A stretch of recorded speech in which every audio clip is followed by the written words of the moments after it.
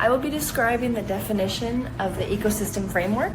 So basically the definition, this is defined as a person who is a part of an interconnected system that influences their development, their behaviors, their well-being, and this moves beyond the individual factors in order to access their physical, their social, political, and their cultural environment. So basically, this just looks at the bigger picture and the issues surrounding the person and how it all affects them, like as a whole. And the 4 levels to this will be described in the next slide. The ecosystemic framework can be thought of as nesting circles with the child in the middle. This is a great framework for widening and narrowing the focus to help us put the child's life into context. This also helps us to avoid the mistake of assuming that all differences are cultural, so that we can see how culture and the child's surrounding circles are affecting them. So the innermost circle, as mentioned, would be the child. So we would take into context their genetics, their physical and mental health, their individual experiences, and developmental level. Once we step outside of that, it would be the child's home and family. So who makes up the family? Is it a single parent home? Is the child in foster care? Is the home stable? Are they safe? And what their family history looks like. So maybe drug abuse, substance abuse, things of that nature. The third circle, once we widen it out, would be their ethnic and religious cultures. So this is how a family decides what to believe, how to act, their morals. This also includes help seeking, whether they feel comfortable enough or whether their culture allows them to ask for help when they need it, what kind of foods they're eating, their language, how they celebrate. And then the fourth and final circle would be the social systems that surround the child. So what the proximal one to them would be their neighborhood, what kind of schools they're attending, what kind of people they're hanging out with, and the doctors and service providers that they have access to. And then an even wider scope of that would be the state and national policies, systematic discrimination, and housing affordability.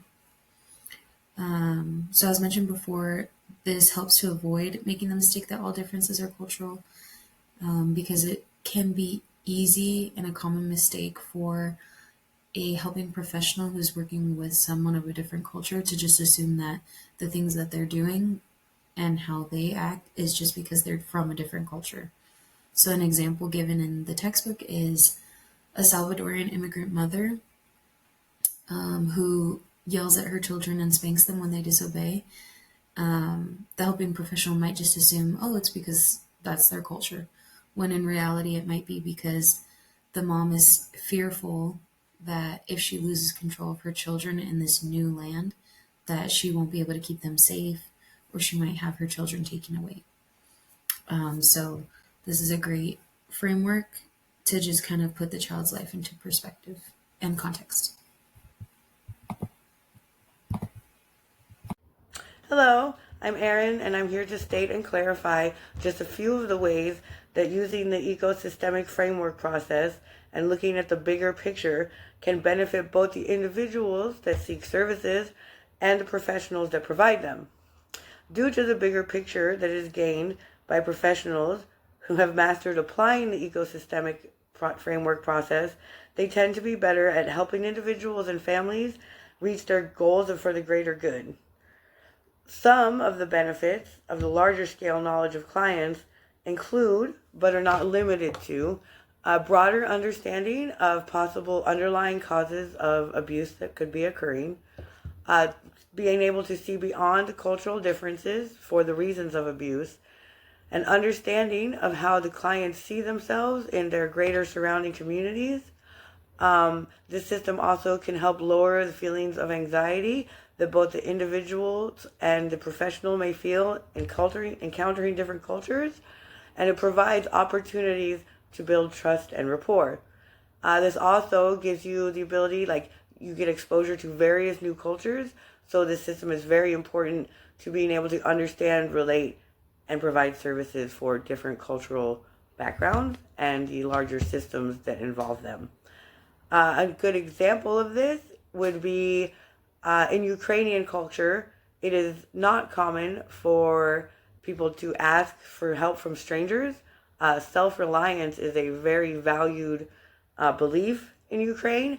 And so even if a client may need the assistance, they may refuse it out of politeness. However, upon being pressed and asked again, or perhaps asked in a different way, most Ukrainians will accept and be glad for the help offered. It's just a matter of getting past their initial, hesitation to accept any help from whom someone they may deem to be a stranger. Case example. Riley's a 10-year-old who starts to show signs of withdrawal at school and her grades start to decline. Innermost circle, which is a child, Riley is shy, has a temperament, and her confidence has declined and has anxiety. Second circle, home and family. In her family life, Riley's parents have recently gotten a divorce. Riley is the only child, and her mother has primary care of her and is working 2 jobs. The third circle, ethnic and religious culture. Her family doesn't want her to talk about the recent divorce because in her religion, divorce is seen as something that's unacceptable. Her family wants her to appear as if she's okay, and her family is doing fine. Riley feels confused and isolated because of her situation, and she doesn't have a cultural space to go and talk about what she's going through. In the fourth circle, social systems. For a school system, since they usually have a larger class, her teacher isn't going to focus on her, and her signs may go unnoticed. Some schools don't have counseling, which she can't go and talk to someone about.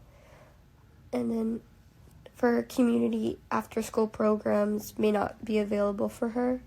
Since her mom is working 2 jobs, she may be alone most of the time. Hi everyone, so to wrap up chapter 22, the section focuses on the ecosystematic framework and how it helps us understand child maltreatment within culturally diverse families. It uses nested circles to show how multiple layers of influence from the child themselves to the family unit to cultural traditions and finally larger social systems and how they all play a role in shaping safety and well-being. The chapter reminds us that cultural strongly influences parenting beliefs, values, and help-seeking patterns. At the same time, we also have to recognize how outside factors like neighborhoods, schools, policies, and systematic inequalities impact families. By looking at all of these levels together, professionals can better avoid stereotyping or attributing differences to culture alone. In practice, applying this framework requires cultural humility, creativity, and collaboration. Practitioners are encouraged to ask questions like, what strengths does this child and family already have? What vulnerabilities might exist? And how do ethnicity, religion, or community resources play a role in either protecting or exposing the child? These questions help tailor interventions to each family's unique situation.